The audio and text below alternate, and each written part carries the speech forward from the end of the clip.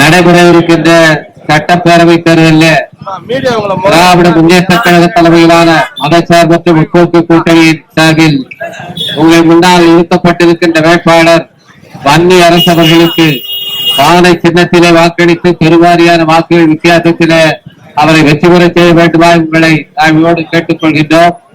வணிக பெருமக்கள், நீங்கள் எல்லாம் கடந்த 12 ஆண்டுகளாக பாரதிய ஜனதா கட்சி ஆட்சிக்கு வந்ததிலிருந்து ஜிஎஸ்டி என்ற வரி பயங்கரவாதத்தால் எப்படியெல்லாம் அல்லல் படுகிறீர்கள் என்பது உங்களுக்கெல்லாம் தெரியும். ஜிஎஸ்டி மட்டுமல்லாமல் சர்ச்சார்ஜ் என்று கூடுதல் வரிகளை விதித்து உங்களை எல்லாம் புரண்டுகிற கொள்ளையடிக்கிற ஒரு கொடுங்கோல் ஆட்சியாக இன்றைக்கு பாரதிய ஜனதா கட்சி ஆட்சி இருந்து கொண்டு இருக்கிறது. அந்த பாரதிய ஜனதா கட்சியோடு அதிமுகவும் கூட்டு சேர்ந்து கொண்டு தமிழ்நாட்டிலே தங்களுடைய ஆட்டத்தை போடுவதற்காக பார்க்கிறார்கள்.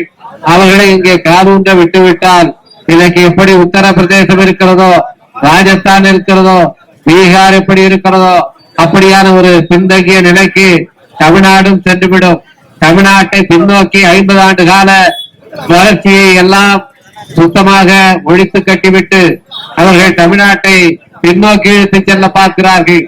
அந்த காலகட்டத்தில என்ன மாதிரியான கொடுமைகள் இருந்ததோ அந்த கொடுமைகளை எல்லாம் இங்கே நிகழ்த்த பார்க்கிறார்கள். இன்னைக்கு உத்தரப்பிரதேசத்தை பார்க்கிறோம், பீகாரை பார்க்கிறோம். அங்கிருந்து தொழிலாளிகள் இங்கே பிழைப்பு தேடி வருகிறார்கள். ஏனென்று சொன்னால் அங்கே அவர்களுக்கு பிள்ளைகளுக்கு பள்ளிகள் கிடையாது, நல்ல மருத்துவமனைகள் கிடையாது, நல்ல சாலை வசதிகள் கிடையாது. இந்த வளர்ச்சியை எடுத்துக்கொண்டால் பல ஆண்டுகள் பின்னே அந்த மாநிலங்கள் எல்லாம் இருக்கின்றன. அந்த மாநிலங்களுடைய நிலைமைக்கு தமிழ்நாட்டையும் ஆளாக்க பார்க்கிறது பாரதிய ஜனதா கட்சி. அந்த பாரதிய ஜனதா கட்சியோடு கூட்டு சேர்ந்து கொண்டு அதிமுகவும் உங்களை வாக்கு கேட்டு வருகிறார்கள். அவர்களை இங்கே காலூன்ற விட்டுவிட்டால் அதற்கு பிறகு தமிழ்நாட்டை யாரும் காப்பாற்ற முடியாது. கடந்த 5 ஆண்டு காலத்தில தமிழ்நாட்டில கல்வி வளர்ச்சி எப்படி இருந்தது, சுகாதார வளர்ச்சி எப்படி இருந்தது, தொழில் வளர்ச்சி எப்படி இருந்தது என்பதை எல்லாம் நீங்கள் பார்க்கிறீர்கள். இந்தியாவிலே கல்வி வளர்ச்சியில, சுகாதார வளர்ச்சியில, தொழில் வளர்ச்சியில முதல் மாநிலமாக திகழ்கிறது தமிழ்நாடு. இதற்கெல்லாம் காரணம் திராவிட முன்னேற்ற கழக தலைமையிலான தளபதி ஸ்டாலின் அவர்களுடைய அரசுதான். அந்த அரசை மீண்டும் தொடர்வதற்கு நீங்கள் ஆதரவளிக்க வேண்டும். உங்களுடைய பிரச்சனைகளை தீர்ப்பதற்காக, உங்களுடைய கோரிக்கைகளை சட்டப்பேரவையில் எழுப்புவதற்காக இங்கே உங்களுடைய தொண்டராக வன்னி அரசவர்கள் உங்களிடத்தில் வாக்கு கேட்டு வந்திருக்கின்றார். அவருக்கு பானை சின்னத்திலே வாக்களித்து திண்டிவனமும் தமிழ்நாட்டுடைய வளர்ச்சி பாதையில சேர்ந்து முன்னேற வேண்டும். இங்கேயும் நல்ல கல்வி நிலையங்கள் உருவாக்கப்பட வேண்டும், இங்கேயும் நல்ல தொழில் வளர்ச்சி உருவாக்கப்பட வேண்டும் என்பதற்காக குரல் கொடுப்பதற்காகத்தான் இன்றைக்கு வன்னி அரசு உங்களிடத்திலே வாக்கு கேட்டு வந்திருக்கின்றார். 2019 ஆண்டிலும் 2024 ஆண்டிலும் நீங்கள் நாடாளுமன்ற உறுப்பினராக எனக்கு ஆதரவளித்து என்னை தேர்ந்தெடுத்தீர்கள். இன்றைக்கு திண்டிவனத்திலும் இன்னைக்கு தொழில் வளர்ச்சி ஏற்படுவதற்கு உங்கள் ஆதரவோடு நான் குரல் எழுப்பி நமக்கு அருகாமையில சிப்காட் உருவாக்கப்பட்டிருக்கிறது. இன்னொரு சிப்காட்டுக்கும் அனுமதி தரப்பட்டிருக்கிறது.